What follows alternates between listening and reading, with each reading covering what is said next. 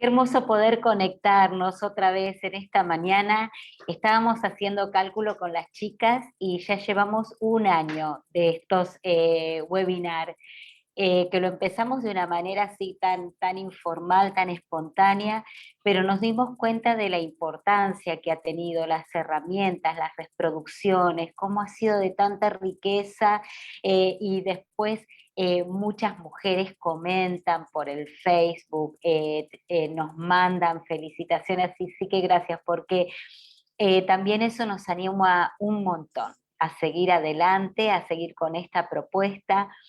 Bueno, mientras vamos esperando que la gente se vaya sumando ahí al Facebook, te decimos a los que nos están escuchando ahora si lo quieren compartir en sus muros, porque eso también es una manera de difundir el trabajo que estamos haciendo. La parte de la difusión a veces parece hacer poco, ¿no es cierto? Pero es tan importante ser parte de la difusión, porque la difusión nos da este trabajo de la cooperación, de la fuerza, de la sinergia, la unión de las fuerzas, y de esa manera nos vamos sumando y vamos siendo muchos. En esta mañana queremos decirte que seas bendecida y que seas bendecido. Y estaba justamente reflexionando durante este tiempo sobre la bendición. ¿Qué quiere decir bendición? Bendición quiere decir, viene, digamos, es una palabra compuesta por dos, ¿no? Bendición es decir bien, bien como adjetivo, ese adjetivo de bien que quiere decir del mejor modo posible. Bendición, decir bien. Y en este tiempo, donde estamos rodeados de tantas situaciones que las vemos por las noticias, en cuanto a situaciones de la pandemia, situaciones económicas, situaciones de la educación, ahora con todo este tema de que permiten ingresar solamente 600 argentinos al país, bueno, no tantas noticias que como que cuesta mantenernos en la bendición, mantenernos en este tiempo de decir bien, decir el bien. Como te decía anteriormente, este adjetivo quiere decir del mejor modo posible. Cuando nosotros usamos este adjetivo, ahí yo me hice una listita, ¿no?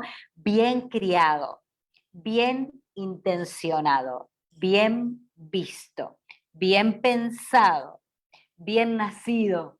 En mi época se decía bien nacido, bien parado, bien empleado, bien hecho. Y a veces lo usamos al revés, ¿no? Más bien.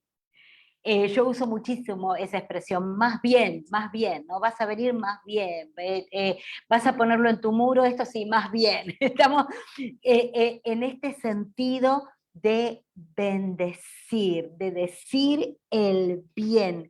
Y también tiene que ver con todo lo bueno. No enfocarnos solamente en estas situaciones negativas, sino ver todo lo bueno, lo que no tiene maldad, lo bueno, ese adjetivo, lo bueno, que nos inspira tanto. El apóstol Pablo decía, en esto pensad, en todo lo bueno. Y es un ejercicio, ¿no es cierto? Es un ejercicio, porque nos cuesta en el día a día mantenernos pensando lo bueno. Mira, no sé si tenés por ahí tu Biblia, si tenés tu Biblia, un lápiz, o querés abrir tu Biblia en Deuteronomio, capítulo 28, Deuteronomio capítulo 28, y ahí desde el versículo 1 empieza a hablar de la bendición. Y eso es lo que te quiero transmitir esta mañana en estos minutitos de introducción. La bendición. Y en Deuteronomio, que es uno de los libros del Pentateuco, del Antiguo Testamento, un libro que nosotros los cristianos compartimos con el pueblo judío, nos dice esto: pongo la bendición, y pongo la bendición y la maldición y la pongo delante de ustedes. Pero miramos qué interesante, porque ahí en este libro de Deuteronomio le dice, y ustedes son los que tienen que elegir. Elegir. Ahí está la bendición y la maldición, el pensar bien y el pensar mal, el deprimirme o el dar gracias en todo, aún en los momentos más difíciles, elegir, elegir. Y yo te animo en esta mañana a que elijamos por la bendición, que elijamos por el bien, que elijamos por lo bueno, que elijamos por caminar en este camino de que aún que tengamos situaciones de adversidad, nosotros podamos decir somos aquellas personas que eligen la bendición. En Deuteronomio nos dice, acá tienen delante de ustedes la bendición y la maldición. ¿Qué vas a elegir? Yo de mi parte, cada día y a veces varias veces en el día, tengo que elegir la bendición, volverme de la queja, volverme de la depresión, volverme de ver las cosas negativas para enfocarnos en lo bueno, para enfocarnos en el bien. Y miramos lo que dice que cuando nosotros elegimos la bendición, Él te pondrá por encima. Él te pondrá por encima. Y lo hemos visto, que en este tiempo donde ha sido tan difícil, por ejemplo, con el tema de finanzas, con el tema de salud, Dios nos ha puesto por encima de las situaciones. Volamos como las águilas, ¿no? Como dice ahí en Cantares, danos pies de siervas para andar en las alturas. Y esos pies de siervas que andaban en las alturas en medio de las montañas, pasando y pasando, ¿no es cierto? Y qué importante que nosotros estemos en este nivel. En este nivel Él nos pone por encima, nos pone por encima de las situaciones. ¿Cuándo? Cuando elegimos la bendición. Y vos fíjate que ahí en el versículo 1 le dice al pueblo, escucha y cumple. Escucha y cumple, ¿no? Escuchar y cumplir. Dos verbos parecería bastante diferentes, ¿no es cierto? Porque escuchar es como que nos da una reflexión de algo pasivo. Cuando nosotros escuchamos parece que nos sentamos, reflexionamos, escuchar, pero después nos da este verbo cumplir. Y cumplir es actuar. Escuchar es algo más pasivo, pero cumplir es algo más activo. Y ahí me encantó, porque si ustedes van y recorren ahí del versículo 1 al versículo 12, empieza a haber una serie de bendiciones cuando elegimos andar en el camino del Señor, cuando elegimos el hacer esa voluntad de Dios. Y mira las bendiciones en nuestra ciudad. ¿Cuántas estamos necesitando que nuestras ciudades, que nosotras como esos agentes de cambio podamos transformar nuestros barrios, nuestras ciudades, nuestro entorno, nuestro campo, la producción, nuestros hijos, nuestro hogar, nuestra producción? Y vos fíjate algo que también me impactó, que dice el respeto. Cuando nosotros aplicamos el elegir estos caminos de escuchar y cumplir esos mandamientos, esas enseñanzas, de vivir de acuerdo a estos valores, de no mezclarnos con la corrupción, viene el respeto. Vamos a ser respetados. Cada lugar donde entres, tu presencia va a generar esta actitud de respeto. Qué bueno que vino esta persona que está abrazando el bien, que está siguiendo todo lo bueno y que camina en bendición. ¿Se acuerdan que en unos de los vivos anteriores que hemos tenido, hablábamos de el profeta Nehemías? El profeta Nehemías, que cuando viene su hermano desde Jerusalén, él en ese momento estaba como copero del rey, viene su hermano de Jerusalén y él le pregunta, ¿cómo está Jerusalén? Y el hermano le dice, mira, está todo mal, es un bajón, está todo triste, el pueblo está oprimido, está empobrecido, las murallas están caídas, bueno, hay toda una situación de desidia y de dolor. Y dice, no sé cuántos se acuerdan que lo vimos otro miércoles, ¿no? Que cuando Nehemías escucha estas noticias, lo primero que hace es sentarse y llorar. Y la verdad que cuando vemos, hoy vamos a estar tocando con Ángeles, con la profesora Ángeles, el tema de la educación. Yo tengo mis nietos que en medio de pandemia se han recibido, mi hija tenía que dar clase, fue la maestra, mi nieta aprendió a leer y a escribir con su mamá. Pero bueno, tenía la bendición, tenía el bien de tener esa mamá que la podía acompañar. Pero hoy estamos con este hashtag que es educación para todos, educación para todos. Y bueno, mi nieta tuvo, como decíamos, la bendición de tener a mi hija, pero ¿cuántos chicos hay que no hay un dispositivo en la casa, que hay un solo celular, muchas mamás saliendo a trabajar, las abuelas tienen que encargarse? Wow, cuántas situaciones que nos traen, ¿no es cierto? Ese dolor. Pero dice que Nehemías se sentó y lloró, pero después oró y trazó un plan.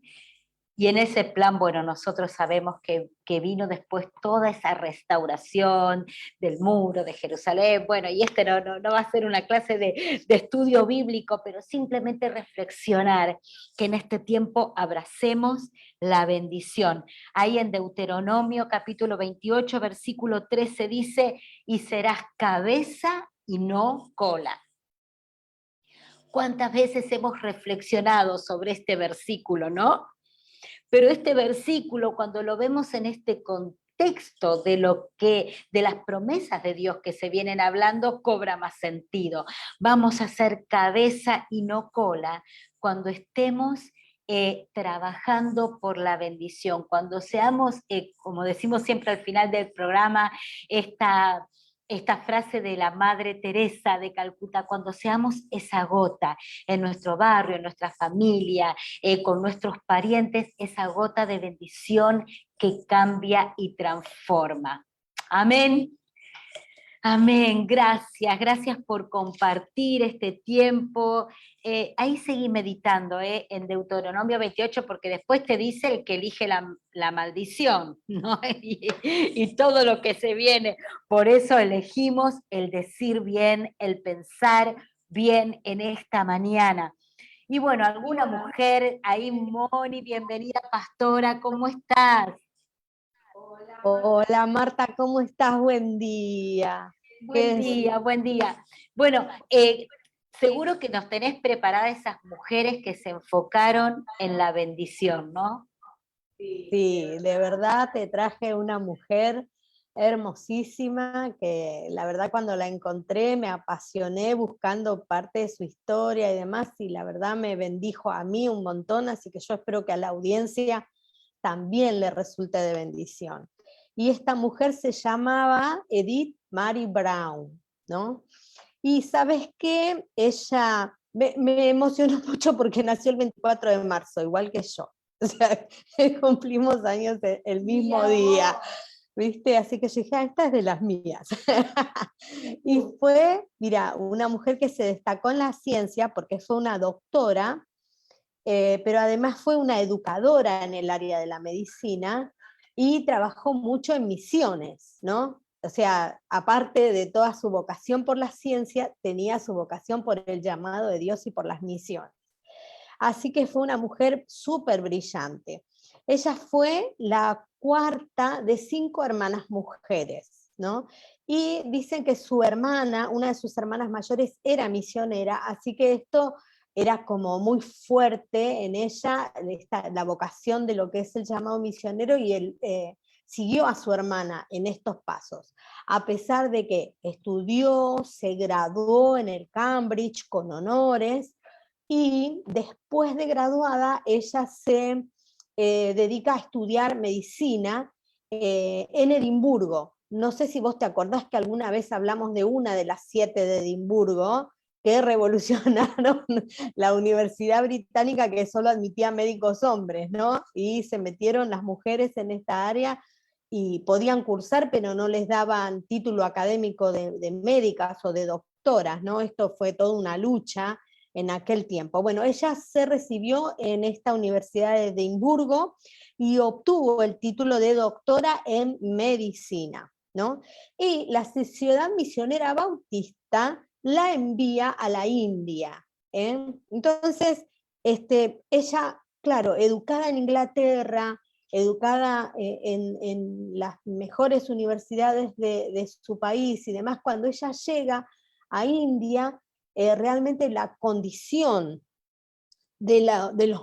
las condiciones médicas que se vivían en India la impactaron un montón, ¿no? ¿Por qué? Porque no solamente eran, bueno, las condiciones médicas que eran precarias y demás, sino también esto de las tradiciones, ¿no? Que una mujer india no podía ser atendida por un médico, hombre. Imagínate una mujer india en un parto, ¿no? Eran atendidas por unas especie de parteras, enfermeras indias, que era más superstición y cosas que tenían que ver con la religión que con lo médico, ¿no? Y que generalmente estas mujeres que se dedicaban a el trabajo de parteras eran de las castas bajas, ¿no? Y aquellos que han viajado, que han tenido la oportunidad, o han visto películas o documentales o lo que sean de India, sabrán que las castas bajas en India no se caracterizan por la higiene, por la limpieza, por la pulcritud, por lo estéril, por nada de eso, ¿no? Entonces muchas mujeres morían en los partos, muy jóvenes morían en los partos, no solamente por las complicaciones, sino por algo muy sencillo, por higiene, ¿no? Así que a ella esto la conmovió tanto que ella se propuso hacer algo. Y sabes que cuando estaba investigando la vida de esta mujer, me vino mucho ese versículo que compartió Vivi cuando estuvo en el programa. Vio, ella escuchó, ¿no? Y entonces ella empezó con una campaña para conseguir fondos y poder hacer algo, porque ella quería entrenar a las mujeres como enfermeras, como, ¿viste? Pero con los principios médicos, ¿bien?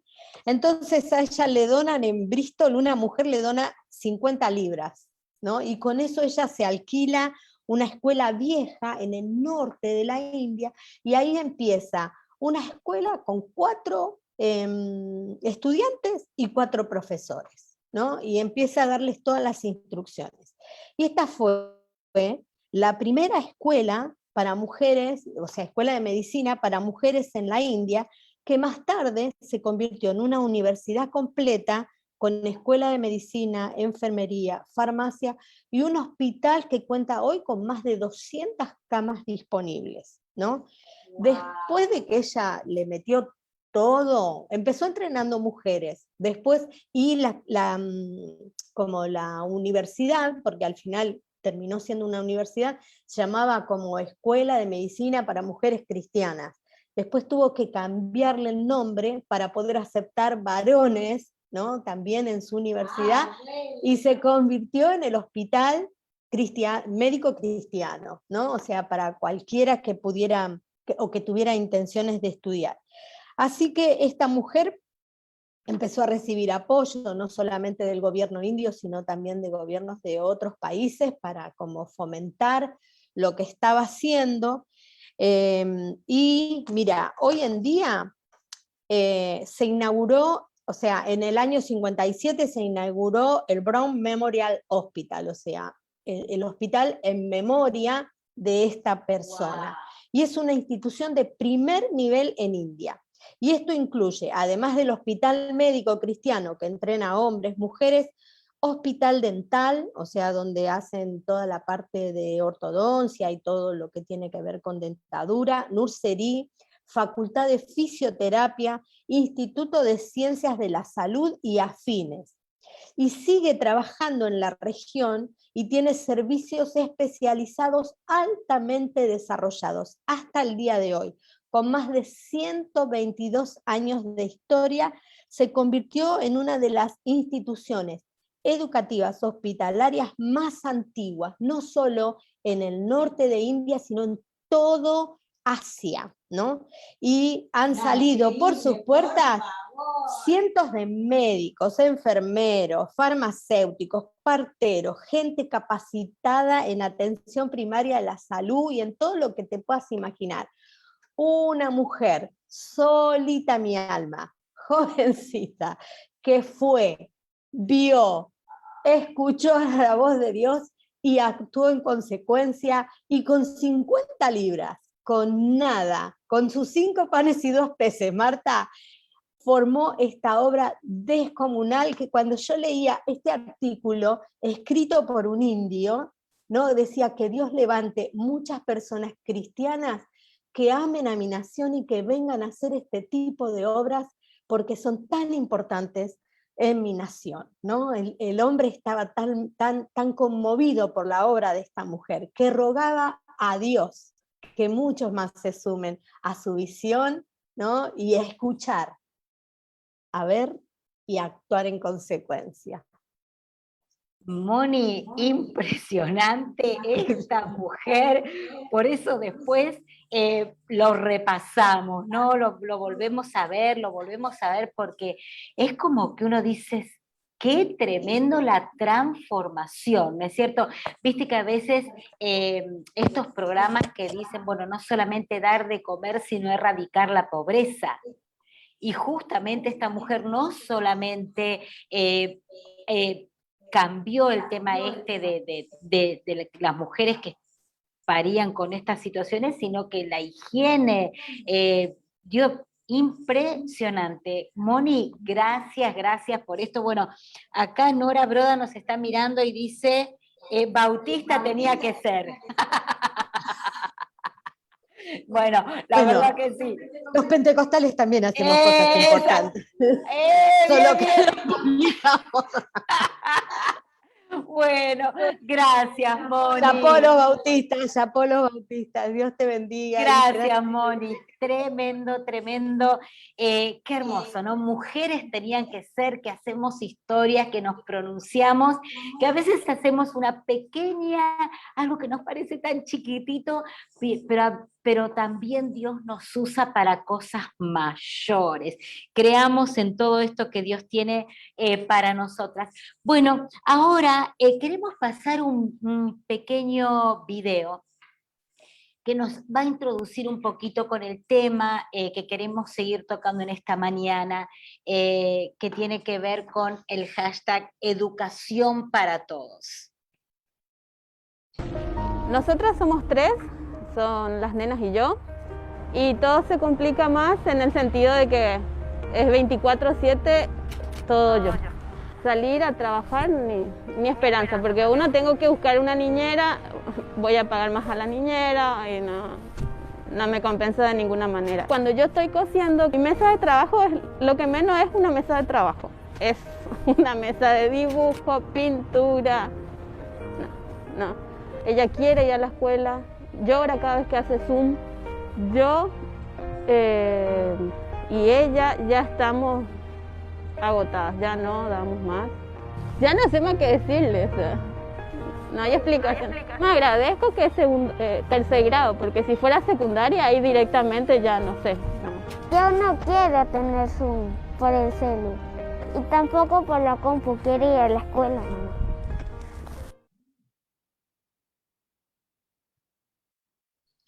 Qué video tan emocionante, ¿no? Tan emocionante.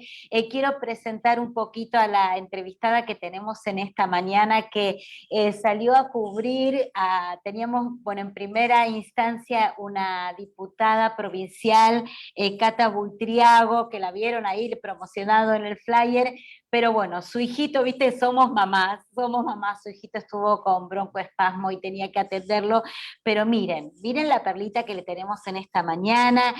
Tenemos con nosotras a Ángeles, ella es profesora superior en filosofía, casada, con 5 hijos, es directora de contenidos de la Asociación Civil Concordia, dedicada a la producción y promoción de políticas públicas centradas en la persona humana, entre las que se destacan las políticas para el cuidado de la primera infancia y de la maternidad vulnerable, que necesitamos tanto, tanto en este tiempo. Trabaja también en el equipo de Pablo y Joaquín de la Torre, y también por eso está con nosotros en esta mañana, porque es parte del equipo que trabajan con Cata. Hoy está muy preocupada y ocupada, como la mujer que acabamos de ver recién en nuestras referentes históricas, por el tema de la educación, y especialmente por las escuelas públicas de Buenos Aires. Así que bueno, Ángeles, gracias por compartir esta mañana con nosotras. Hola Marta, ¿qué tal? Gracias a ustedes por la invitación. No, al contrario, muchísimas gracias por estar, por compartir. Ángeles, bueno, ahí presenté un poquito tu currículum, también en la descripción de lo que íbamos a hablar hoy, esto de educación para todos. Queríamos tenerte en esta mañana. ¿Cómo estás viendo vos el tema de la escolaridad de los chicos? ¿Cuánto afecta el tema de que no haya sido presencial en este tiempo?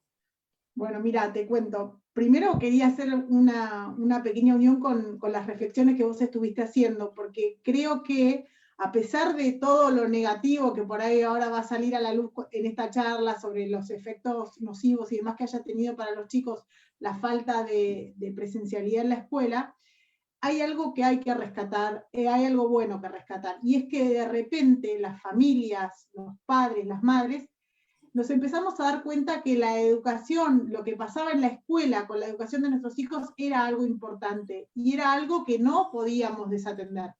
Quizás en el periodo pre-pandemia, pre-cuarentena, nosotros a la mañana dejábamos a los chicos en el colegio, algunos volvían al mediodía, otros volvían después de una jornada, y no nos enterábamos qué pasaba ahí adentro.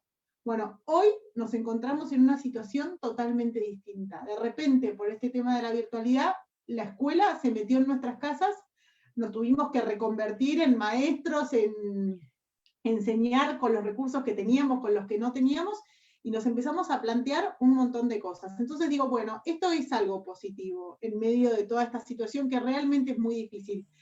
Claro. Sobre todo también sí. Porque creo que hasta que pasó esto, en Argentina hablábamos de educación en 2 momentos nada más. Uno era la paritaria docente, que es el momento en que se discutían los salarios, y el otro cuando aparecían los resultados de las pruebas PISA o las pruebas Aprender, que eran resultados malos en general, cada año eran un poquito peor, y entonces ahí decíamos, oh, la educación, y después el tema desaparecía de la agenda. Entonces creo que ahora esto es lo positivo. Por un lado, que los padres dijimos, nos tenemos que hacer cargo de esto, y por otro lado, que la agenda pública puso el foco en el tema educativo. Entonces creo que digo, bueno, hay que capitalizarlo esto, hay que aprovecharlo en beneficio, obviamente, de la calidad educativa de los chicos.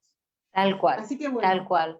esto, Tal cual, algo, digamos, positivo, ¿no es cierto? Tal cual lo que decís, Ángeles, pero viste que a veces por ahí a uno también le preocupa los chicos que de pronto no tienen acceso, que por ahí no tiene el vamos a papá, eso ahora. por ahí no tiene Ahora la vamos. mamá, no sé qué, está con la abuela no sabe el internet, no sabe cómo conectarse, no tienen cómo imprimir, eso es terrible. Bueno, ahora vamos entonces sí a la parte, digamos, cruda, que también hay que verla para poder hacer, digamos, si no nos hacemos cargo de esas realidades, tampoco las vamos a poder solucionar. Yo creo que eso es uno de los puntos más importantes. Y la realidad es que, en primer lugar, lo que hay que tener en cuenta es que este problema no es de este año que empezaron o sea, es un problema que ya venimos arrastrando desde marzo del año pasado.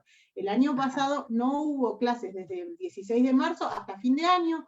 A fin de año algunos colegios, con mucha suerte, como siempre pasa, ¿no? Los colegios más acomodados y demás, fueron los que tuvieron algún tipo de revinculación, pero la mayoría de los chicos no pisó la escuela en todo el año. ¿Eso qué consecuencias trae? Bueno, principalmente trae un agrandamiento de la brecha entre los chicos con mayores recursos y los que tienen menores recursos, por varios motivos. cual. Motivos tecnológicos, porque los chicos que tienen, digamos, un pasar económico más acomodado, en su casa tienen mayor cantidad de dispositivos, mejor conectividad, porque además recordemos que para trabajar en plataformas como el Zoom y demás, necesitas tener una conexión a internet de calidad, no puedes conectarte con un 4G de un teléfono celular recargado con tarjeta, ¿no? Es imposible. Tal cual. Y después, ni hablar de la cantidad de chicos que no cuentan en sus casas con cantidad de dispositivos. Entonces, de repente hay un teléfono celular que es de la mamá, que se comparte entre 5 hermanos, al cual llegan trabajos en PDF que hay que ir a imprimir al kiosco de la vuelta, eso sale plata. Son gastos que hay que asumir y que son complejos. Y además después la peor parte, que es el chico tiene, supongamos que en el mejor de los casos logra imprimir, tiene el material impreso, pero ¿quién lo ayuda a ese chico con esa tarea? Muchas veces los padres no tienen los recursos pedagógicos o los recursos de conocimiento suficientes para ayudar a esos chicos. Entonces el retraso es cada vez mayor. Entonces, ¿qué terminó pasando? Bueno, en la práctica, 1 de cada 4 chicos, según los estudios que hizo el Observatorio de Argentinos por la Educación, que es un observatorio que se dedica a realizar encuestas y más, porque ese es el otro problema. Hay muy, muy pocos datos oficiales. Entonces, eso también te iba a preguntar. Privados. Claro, porque viste que, bueno, esa decisión que se tomó en un momento como igualar a todos, todo el mundo pasa de grado, viste, cosas así, Claro. que me decís, pero ¿cómo se toman esas decisiones? O sea, ¿cuál es la investigación que se hace para tomar esa decisión? No hay, y el problema con eso es que primero que eso iguala para abajo, y genera mucho desánimo y mucho desaliento en los chicos, porque los mismos chicos te dicen, ¿para qué voy a hacer el trabajo si total voy a pasar de año igual? Todos sabemos, como digamos, si no hay un incentivo, no va a haber ganas de trabajar.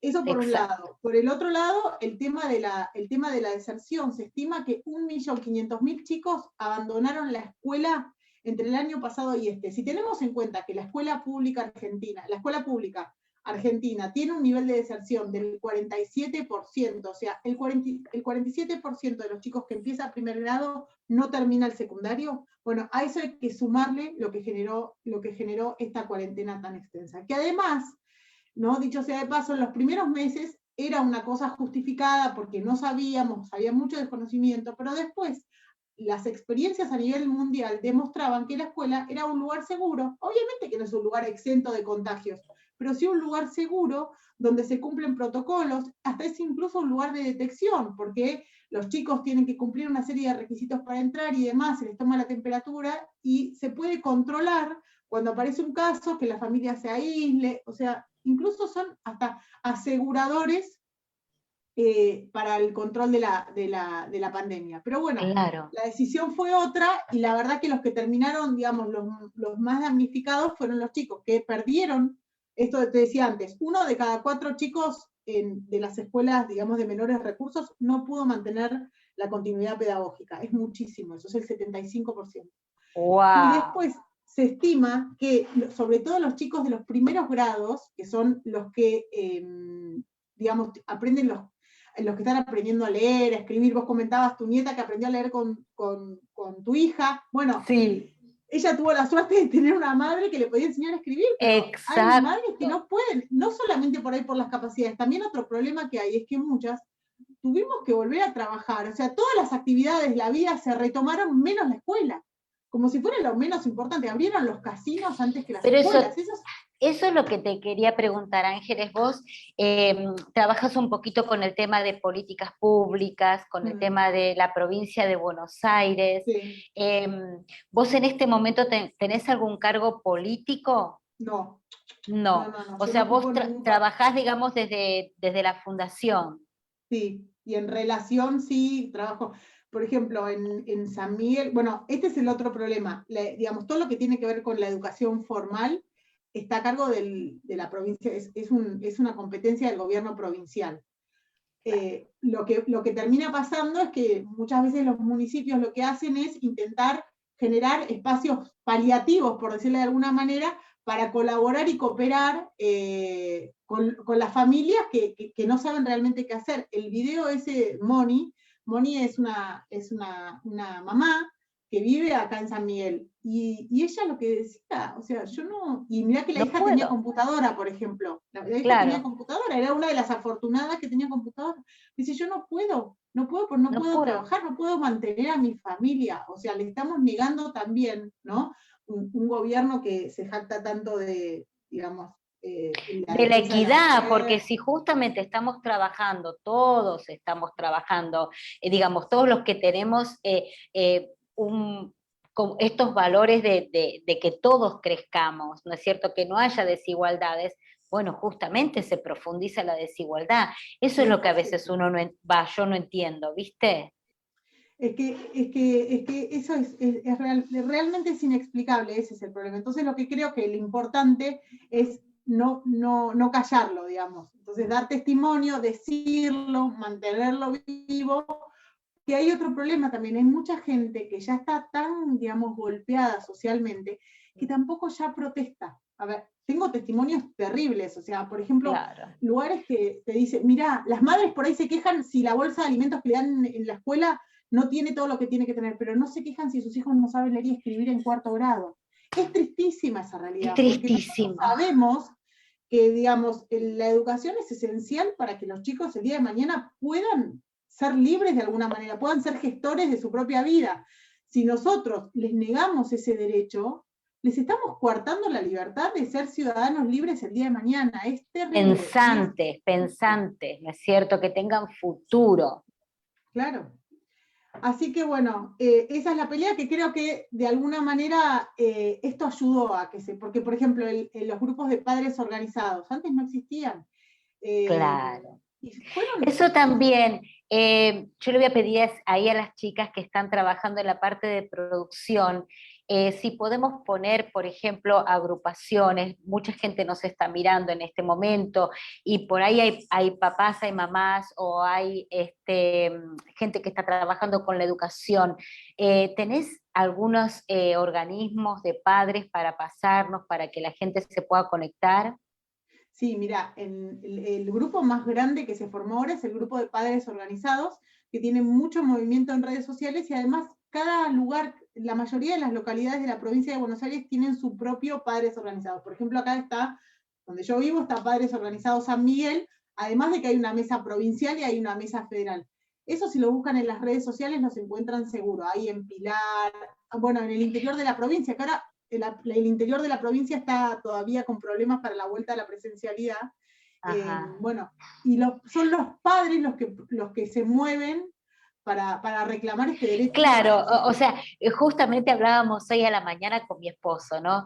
Que a veces nosotros pensamos la bendición en términos de todo lo positivo, de todo lo que me va bien, pero también muchas veces estas situaciones de crisis traen una respuesta de bendición, una respuesta positiva, porque el hecho de que los papás estén tomando esta, digamos, pues yo me acuerdo, suponete, cooperadora, nadie quería estar en la cooperadora, nadie, Claro. ¿viste? Era como, bueno, voy, deposito el pibe en la escuela y me borro. Y esto, bueno, en un sentido, viendo esta parte positiva, ¿no? De los papás organizados, esto sería bueno que nos conectemos con estas organizaciones de padres, y vos me decís que está en todo el país.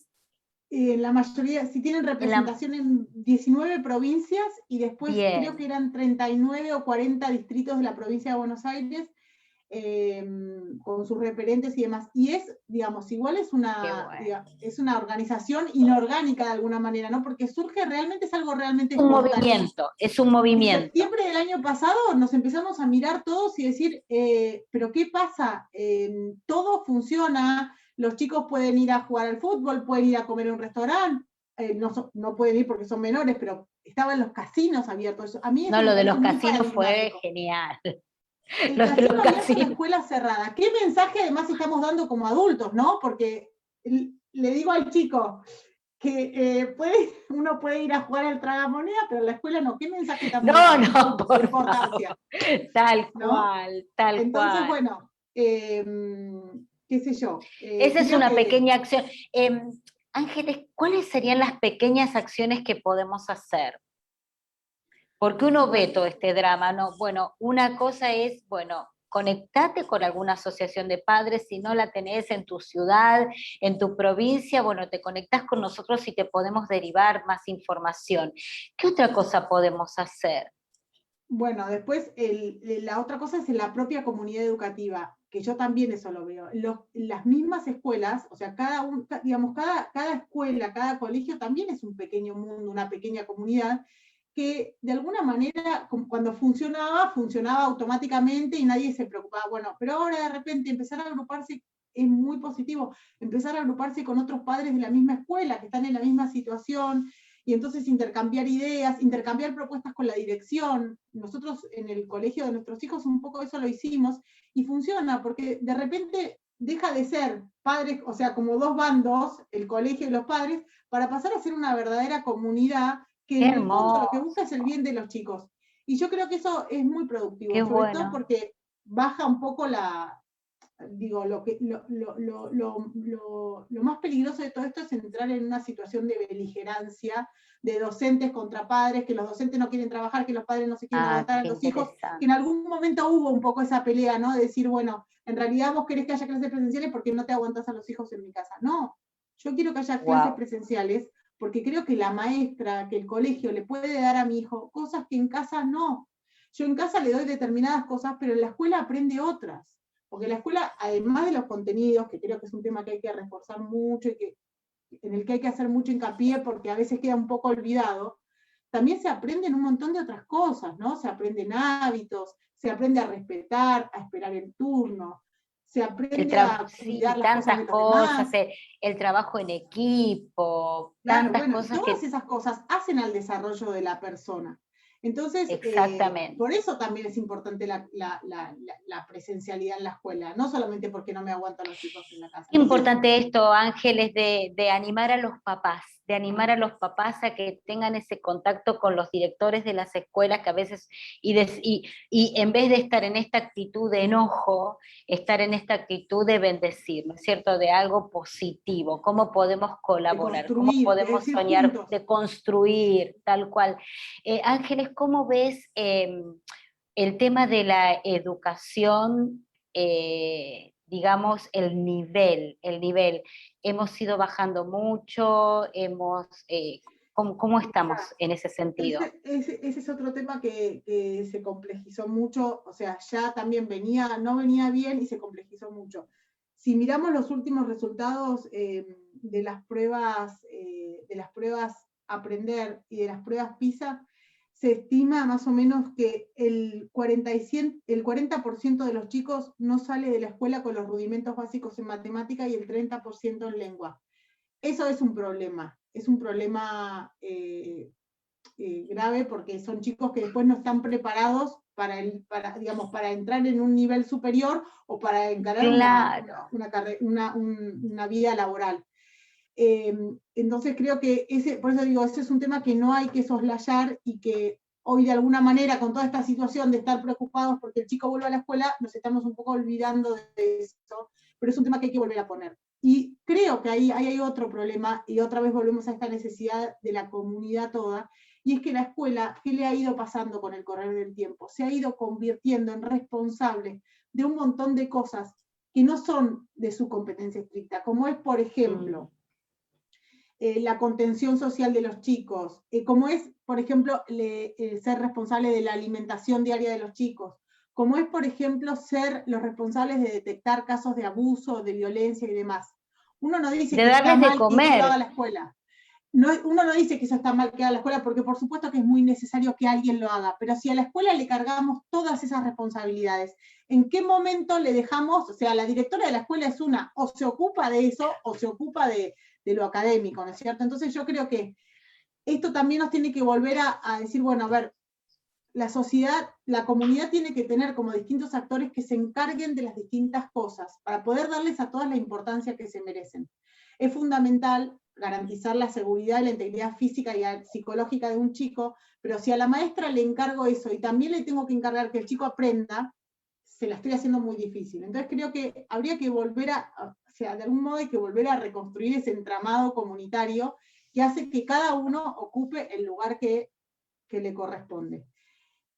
Yo pienso, y cuanto más leo y cuanto más investigo, pienso que esta es una tarea de muy largo plazo, que va a llevar mucho tiempo, va a llevar mucho consenso, o sea, mientras sigamos peleándonos, tirándonos, mientras no nos pongamos de acuerdo de un partido político, del otro, de la sociedad civil, incluso de las religiones y demás, necesitamos un consenso y decir, hagamos un plan, y no importa quién gobierne, no importa qué espacio político, no importa qué color, este plan sigue adelante, porque lo que nos importa es el capital humano de las futuras generaciones.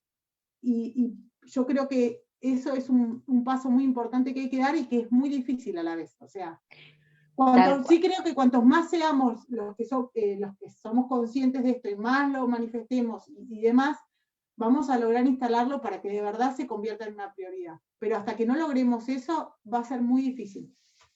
Hay que trabajarlo, hay que ir vecino por vecino. Sí, cuerpo a cuerpo, es un trabajo artesanal.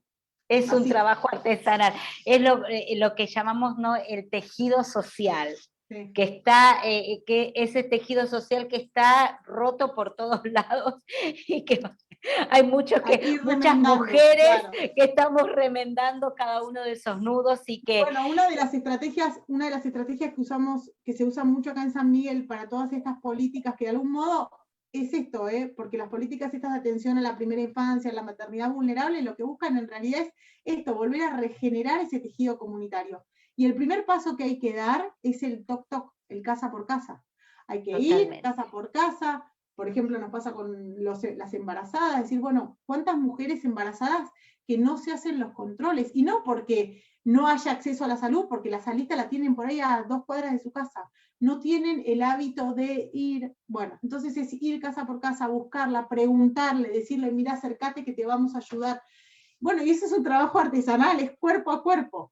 Cuanto más seamos los que ponemos en el cuerpo, digamos, antes vamos a empezar a reconstruir eso, y lo que creo es que lo que no hay que hacer es desanimarse y decir, bueno, esto no tiene solución, porque... Tal cual, es que justamente, si dejamos que esas situaciones nos lleven al enojo, a la depresión, justamente es una batalla perdida, una guerra perdida, y creo que como Argentina tenemos todo para ganar, ¿no? Porque si uno ve el argentino, el vecino común de las ciudades, el argentino es tan solidario, que siempre estamos para dar una mano y para sacar el país adelante, pero estamos necesitando, digamos, esas coberturas digamos, de la parte del Estado, ¿no es cierto?, que nos cuesta tanto. Te hago una preguntita, por ahí te saco un poquito de tema, pero ya estamos medio en los últimos minutos. Salió, no sé si tenemos la plaquita por ahí, una convocatoria que hizo el gobierno de la ciudad de Buenos Aires por el Día Internacional del Orgullo Gay, donde se solicita la presentación de proyectos infantiles que contengan perspectiva de género y diversidad para fomentar la inclusión y la integración y la no discriminación frente a las diferentes orientaciones sexuales e identidades de género en las infancias, ¿viste? Como una especie de concurso, ahí creo que me lo van a poner, ahí está, ¿no? Sí, lo vi. Bueno, que sería dirigido con el objetivo, ahí abajo de todo dice, de público infantil de 0 a 3, de 4 a 7, de 8 a 12 años, ¿no? Y en el medio de toda esta realidad que conoces vos, que conozco yo, que conoce cualquier vecino del barrio, de pronto nos encontramos con una propuesta como esta y uno dice, pero ¿cómo el gobierno? A mí me cuesta como entender por qué el gobierno está preocupado en eso, poniendo plata en eso, porque viste que eso todo es un gasto público, ¿no es cierto? Por Que con supuesto. nuestros impuestos, el concurso, y no se fortalece esto otro que vos nos estás diciendo. Yo no lo entiendo.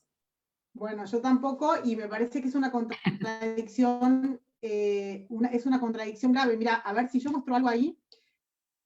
Esta es una placa que sacó el Ministerio de Educación de la Nación. ¿Querés También, mandarla por WhatsApp? Por a ahí ver, el si, equipo de producción lo puede a ver, puede ahí te la mando, poner. espera. Dale. Es una placa del Ministerio de Educación, sacada también para conmemorar el día del orgullo, en donde dice, espera que ahora la estoy buscando para mandártela, y ahí Me te leo encantó lo que porque dice. este otro dice menos orgullo y más humildad, ¿viste? Yo digo, ay, Claro, sí, por la verdad. supuesto. Porque orgullo de esto, orgullo del otro, orgullo de aquello, imagínate, todo eso empodera justo. Ahí te lo mandé, Ahí, Marta. ahí está, acá está. Bueno, la placa dice, bueno, uno de los ejes conceptuales de la ESI es el de respetar la diversidad, en donde celebramos que todos y todas somos diferentes, pero tenemos los mismos derechos a pensar, creer y sentir y vivir nuestra identidad de género. Yo le propondría una cosa al Ministerio de Educación, y es que vaya con esta placa a recorrer los barrios más pobres en el conurbano bonaerense, a ver cuántos chicos de entre 8 y 12 años son capaces de leerla, de leer esa placa, porque ¿sabes qué pasa? No saben leer. Entonces vos estás hablando de derecho a pensar, creer y sentir y vivir a chicos que les estás negando el acceso al derecho a la educación, a la lectura. Te estoy hablando de lectura. ¿No? Entonces digo, me parece que acá hay un problema serio de prioridades. Más allá de la discusión ideológica y del debate ideológico que podemos dar, que vos y yo podemos pensar una cosa y que haya otros que puedan pensar otra. Pero creo que hasta que no solucionemos los problemas fundamentales, no hay espacio para este tipo de cuestiones. Mientras sigamos creyendo que porque garantizamos un derecho a la identidad, estamos en un país más justo, nos estamos llenando la boca con palabras vacías. Porque el país no va a ser más justo hasta que no deje de haber 7 de cada 10 chicos pobres. No, yo pueda poner en mi documento que me llamo José, Carla o lo que fuere, ¿no? El derecho hay derechos que son fundamentales. Entonces, si no hay derecho a la educación, si no hay derecho a la vida, ¿no? Porque ese es el otro tema, si no hay derecho a la vida, si no hay derecho a una vivienda digna, si no hay derecho a acceder a la alimentación básica, no podemos hablar ni de justicia, ni de inclusión, ni de igualdad. Eso es lo que creo yo sinceramente. Entonces me parece que desviar la atención acá es entrar en un lugar que digamos que no nos corresponde hoy, no son esas las prioridades. Gobernar es también saber priorizar. No se pueden atacar todos los frentes a la vez, hay que elegir lo más importante y lo más fundamental. Y creo que nosotros hoy nos debemos cosas que son importantes y fundamentales y no podemos distraernos con este tipo de cosas. Exactamente. Bueno, Ángeles, tremendo, se nos pasó volando el tiempo, ya estaba mirando acá, ya estamos en los últimos momentos. ¿Hay algo más que vos nos quisieras decir, animar? Porque, bueno, este vivo lo ven en el momento, pero muchas personas lo van pasando, lo van viendo después. ¿Alguna herramienta que nos quieras dejar? No, yo sí lo que creo es que hay que animarse. Por un lado, no hay que desanimarse, y después hay que animarse a decir las cosas como son, animarse a decir lo que uno piensa, a no conformarse, a cuando uno ve que hay una injusticia o hay algo que no está haciendo como debe ser, decirlo, aunque quizás no logre solucionarlo, porque yo de alguna manera siento que por ahora estamos lejos de solucionar la crisis educativa, pero eso no nos tiene que decir, bueno, como no tiene arreglo no me ocupo más, no, decir, bueno, y comprometerse. Para mí también es fundamental el compromiso social. Y muchas veces es como que, bueno, nosotros nos relegamos puertas adentro de nuestra casa, está todo bien acá adentro, qué sé yo, que el mundo se arregle y no, resulta que no. Tenemos una misión hacia afuera, tenemos un compromiso con los demás.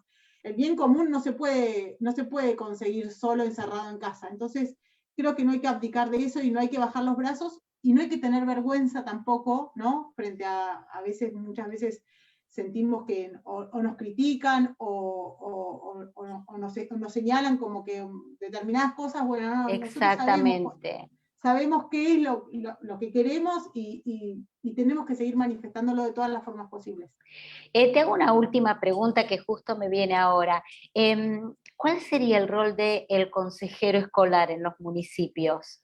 Bueno, mira, el consejo escolar hoy tiene una función que tiene que ver más que nada con, bueno, por un lado con el SAE, que es el Servicio Alimentario Escolar, que es encargarse de eso, y por otro lado, cuestiones que tienen que ver con arreglos edilicios.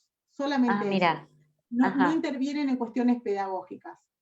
Eso es lo que pasa en la práctica. No estoy segura si, digamos, si desde el punto de vista legal tendrían alguna otra función, pero en principio es eso. Y lo cierto también es que hoy la mayoría de las personas que trabajan en el sistema educativo no cumplen con las funciones, o sea, terminan cumpliendo funciones que no son las que la ley de educación les indica que tienen que ser. Lo mismo pasa con las inspecciones. Los inspectores, por ejemplo, en realidad son los responsables del cumplimiento, digamos, son los supervisores pedagógicos, ¿no? De la calidad educativa. Su función debería ser ir a las escuelas o estar atentos en las escuelas para saber si se están cumpliendo los objetivos pedagógicos que deberían cumplirse. Y sin embargo, hoy están preocupados o van a fijarse otras cosas, van a fijarse que haya 2 metros entre un chico y otro, que bregan muchas veces por el cierre de las escuelas y demás, digamos, hasta que no estemos todos ocupándonos de lo que nos tenemos que ocupar, también Tal cual. Pero ahí estamos, bueno. Seguiremos dando la batalla. Seguimos, es un privilegio tenerte, un ánimo, tenerte esta mañana con nosotras en este vivo de Mujeres Tenían que Ser, y bueno, Ángeles, seguramente te vamos a seguir molestando para otros vivos. Ningún problema, yo siempre... Yo le voy a pedir ahí a las chicas que si podemos poner las redes sociales también de Ángeles para que la podamos seguir, inclusive para hacerles preguntas, porque a veces uno dice, bueno, tenemos que comprometernos, pero por ahí hay gente que dice, ay, pero ¿cómo me puedo comprometer? ¿Qué puedo hacer? A veces no se nos ocurre como lo práctico, lo chiquitito, lo de día a día, por eso es tan importante estos pequeños tips que nos tiraste en esta mañana, ir a ver el director de tu escuela, comprometerte en esas pequeñas cosas, si tenemos alguna organización de padres, también hacer vínculos con ellos, porque somos muchos que queremos una Argentina de pie. Así que gracias, Ángeles, por este tiempo. Gracias a vos, Marta, gracias a todos ustedes. Dios te bendiga. Igualmente. Bueno, gracias por estar ahí. Bueno, no sé si tenemos algunos anuncios. Tenemos un video, perdón.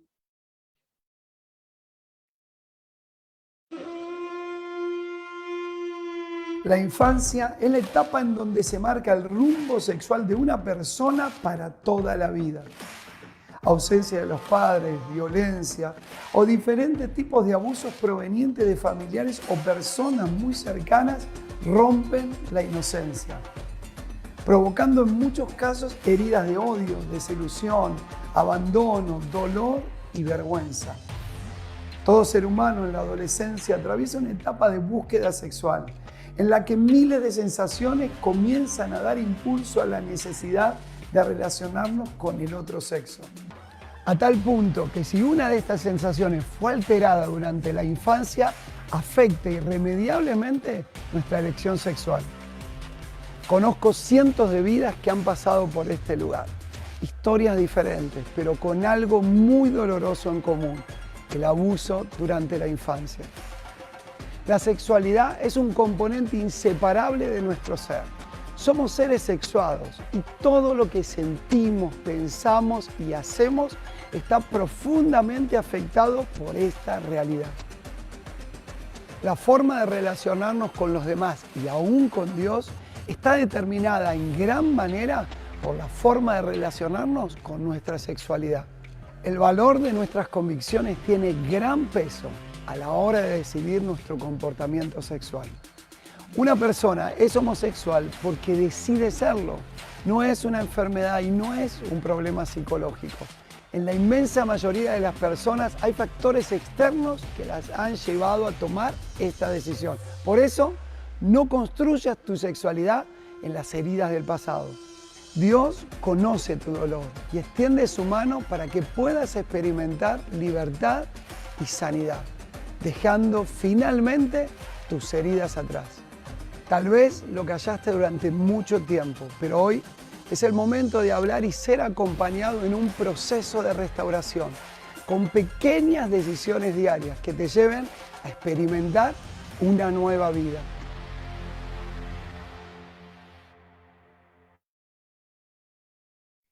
Impactante este video. Sí, no sé si podemos poner ahí también en el chat la Fundación Elegí Sonreír, de los pastores Ale y Lali Gómez, que son los que han producido este video, y justo que veníamos hablando de este tema, ¿no? De la sexualidad. Somos seres sexuados, y qué importante es afirmar en este tiempo y restaurar nuestra sexualidad. Bueno, hermoso este video. Creo que tenemos algunos anuncios. Ahí vamos. Tenemos varias actividades y ahí con la cajita, muy bien. Nosotros con la Casa de la Mujer, que es parte de la red de acompañamiento, seguimos juntando materiales para acompañar a las madres. Entonces estamos recibiendo ropa, calzado, cunas, carritos, sillas de bebé, todo lo que usted pueda colaborar. Ahí acá tenemos todos los datos de la Casa de la Mujer. Buenísimo, eso es tan importante. Estamos juntando también juguetes, bolsas de caramelos, chupetines, alfajores, que nosotros desde Juventud con una Misión tenemos un trabajo con apoyo escolar desde el Centro de Desarrollo Familiar y también en la Escuela de Fútbol, y vamos a estar bendiciendo a los nenes que están acá cerca. Buenísimo. Ahí vamos con la próxima plaquita, sí. Este sábado. Todo niñez, todo niñez, bien. La segunda clínica virtual con Asiera. Sí, van a estar hablando de trabajo y pobreza infantil, dispuestos a vivificar el corazón de los quebrantados. Es desde las 10 de la mañana de este sábado, así que conectate, escribí ahí en Asiera, en las páginas de Asiera, o también puedes comunicarte con nosotros. Hay un ministerio reconocido que es Haggai, de un entrenamiento y de liderazgo en cuanto a la transformación social y la influencia cristiana en el mundo, y ahora hay un curso de liderazgo para mujeres. Bien. El 16 de julio.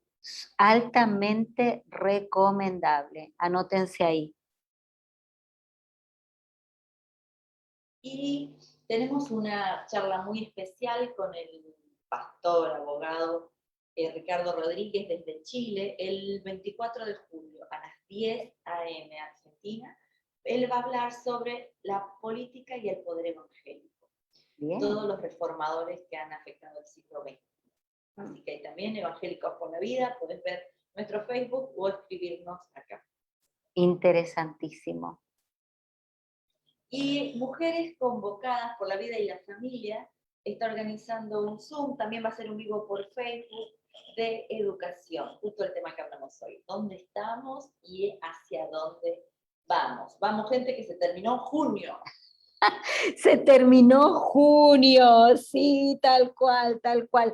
Y para el próximo miércoles Ahí va viniendo la plaquita y para el próximo miércoles tenemos a Eve junto con nosotros en este Vivo Mujeres Tenían que Ser. Qué hermoso que en medio de todo, ¿no es cierto? Las dificultades, lo que vemos, somos mujeres que decimos vamos a hacer un cambio, como esta referente que nos trajo la pastora Moni hasta el día de hoy. Y como siempre te decimos, a veces sentimos que lo que hacemos es tan solo una gota en el mar, pero el mar sería menos si le faltara tu gota. Así que ahí a donde estás, pregúntale hoy al Señor, ¿qué puedo hacer? Dios te bendiga.